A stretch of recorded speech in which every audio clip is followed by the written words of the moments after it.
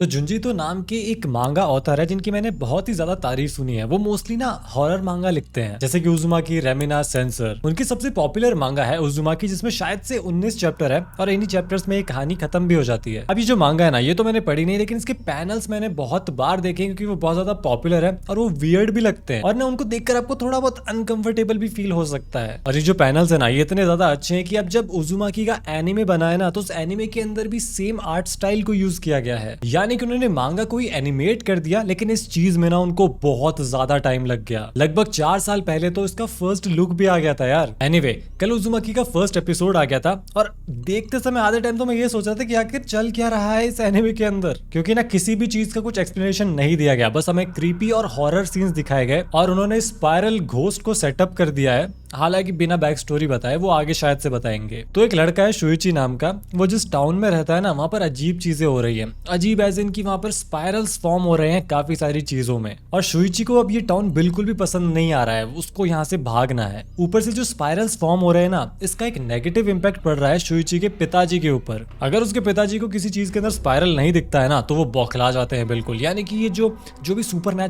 चीज हो रही है ना इस टाउन के अंदर, वो इसके पिताजी को नेगेटिवली इफेक्ट कर रही है, उसकी मेंटल स्टेट को इफेक्ट कर रही है। उसके पिताजी इतने पागल हो चुके हैं कि उसको खाने में भी स्पाइरल चाहिए, उसको बाथटब में भी स्पाइरल चाहिए, वो अपनी जीभ से भी स्पाइरल बना देता है। मतलब हर जगह स्पाइरल ही बना रहा है वो। उसकी आंखें भी स्पाइरल की तरह स्पिन करने लग जाती हैं। दूसरी तरफ शुइची जो है, उसकी गर्लफ्रेंड है किरी नाम की, और उसकी एक दोस्त है अजामी, जो किसी तरीके से इन सब चीजों में इन्वॉल्व हो जाती है। बताया जाता है कि अजामी जो है, उसको बचपन में एक चोट लगी थी सर के ऊपर, जिसका शेप क्रेसेंट जैसा है, और इसमें एक सुपर पावर है। अजामी को जो भी लड़का पसंद आएगा ना, इस क्रेसेंट की मदद से वो लड़का इससे अट्रैक्ट हो जाएगा। यानी कि वो जिस लड़के को चाहे अपना बना सकती है। और जब वो पहली बार शुइची से मिलती है, यानी कि अपनी दोस्त किरी के बॉयफ्रेंड से, तब उसे वो पसंद आ जाता है। लेकिन यहाँ पर आता है असली ट्विस्ट। शुइची को अजामी के सर पर जो क्रेसेंट शेप की चोट है ना, वो स्पाइरल फॉर्म में दिखती है और वो घबरा जाता है और वो उससे अट्रैक्ट बिल्कुल भी नहीं होता। ये अजामी के साथ में पहली बार हो रहा था। अब सोचने वाली बात है कि आखिर शुइची से मिलने के बाद ही ऐसा क्यों हुआ? आखिर क्यों शुइची इन सब चीजों के बीच में है? क्या ये उसके डैड का इफेक्ट है?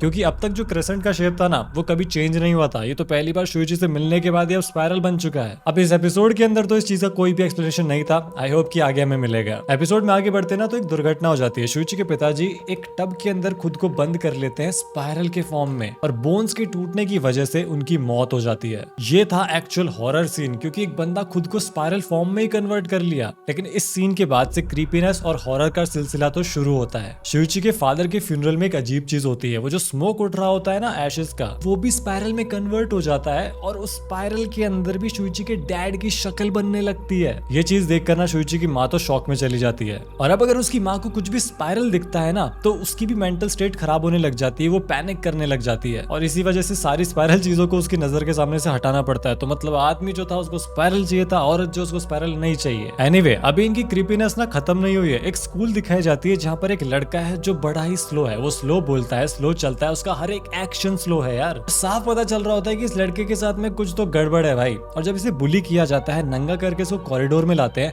तो पता चलता है कि उसकी पीठ पर भी एक स्पाइरल बना हुआ है। इसके बाद हमें दिखाया जाता है कि किरी अजामी से मिलती है, और तब रिवील होता है कि अजामी का आधा चेहरा तो स्पाइरल बन चुका है। यानी कि उसका जो क्रेसेंट था ना, वो स्पाइरल फॉर्म में कन्वर्ट होने के बाद में पूरे उसके चेहरे पर गोल घूम रहा है, और उसकी आंख उसमें खो जाती है यार। और थोड़ी देर बाद में अजामी एक लड़के को कंज्यूम कर लेती है, और वो जो स्पाइरल था वो उसकी खुद की बॉडी को भी कंज्यूम कर लेता है। मैंने इतना फक्ड अप सीन तो भाई कभी नहीं देखा। और जो साथ में बीजीएम चल रहा था यार, ये जो हॉरर और ये जो क्रीपीनेस थी ना, मेरे लिए बड़ी अनकंफर्टेबल थी। लेकिन मैं साथ ही में कंफ्यूज भी था कि आखिर जो हो रहा है उसका रीजन क्या है एक्चुअली में, क्योंकि सब कुछ बस हो रहा है, कुछ बताया नहीं गया कि क्यों हो रहा है। तो हाँ, एक मिस्ट्री तो क्रिएट करता है ये शो, और क्यूरियोसिटी इतनी ज्यादा बढ़ चुकी है कि अब कोई इस एनिमे को ड्रॉप नहीं कर सकता बिना बैक स्टोरी जाने। आखिर उस स्कूल के बच्चे के साथ जो हुआ वो क्यों हुआ, अजामी की जो क्रिसेंट शेप की जो चोट थी वो स्पाइरल क्यों बन गई, और उसने खुद को कंज्यूम क्यों कर लिया, और शुइची के पिता इतना ज्यादा क्यों अफेक्ट हो रहे थे इस स्पाइरल से। और ये जो टाउन है, इसके लोगों ने ऐसा क्या गलत काम किया है कि ये जो स्पाइरल घोस्ट है इन लोगों के पीछे पड़ चुका है। आई होप कि आने वाले एपिसोड्स में ना इस चीज को अच्छे से एक्सप्लेन किया जाएगा, वरना दूसरा तरीका तो पता है मुझे। तो यार, मैंने ना कभी हॉरर एनिमे नहीं देखा था, ये मेरा पहला हॉरर एनिमे था, and it was quite a good experience. पर मुझे लगता है कि एनिमे हॉरर की साइड में कम था,